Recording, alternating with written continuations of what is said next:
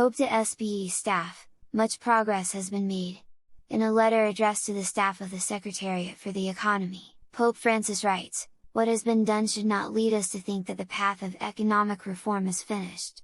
On the contrary, it has just begun.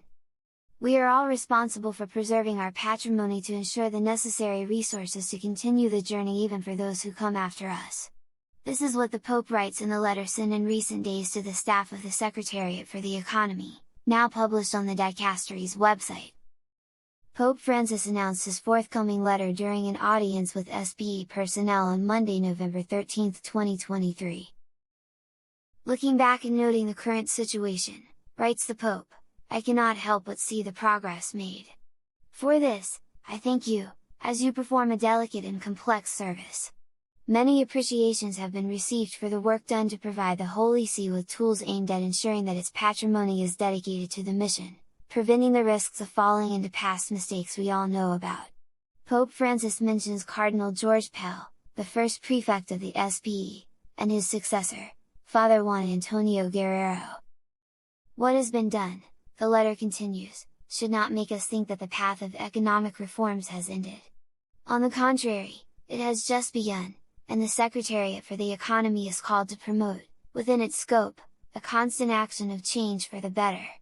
The reform," explains the Pope, "does not mean changing just to show that things are necessarily done differently from the past.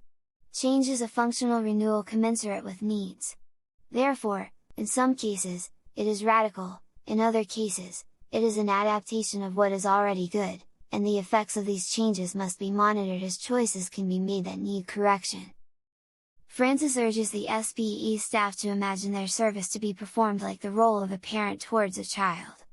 And it is delicate work because even the best intentions of a parent can result in behaviors that must be avoided, being authoritarian rather than authoritative, feared rather than respected and recognized, exercising power instead of making decisions by feeling the responsibility to protect the common good, preserving money without a purpose instead of using it for the mission to grow and flourish, forgetting that the Church is poor because everything it owns is not for itself but to be used where it is needed selflessly. The Pope explains that loyalty to the mission and prudence are the virtues that must accompany you in your work, in managing every issue, as the many responsibilities entrusted to you expose you to the risk of small and large mistakes to be avoided. One of the great mistakes is a habit, that of giving primacy to formality over reality,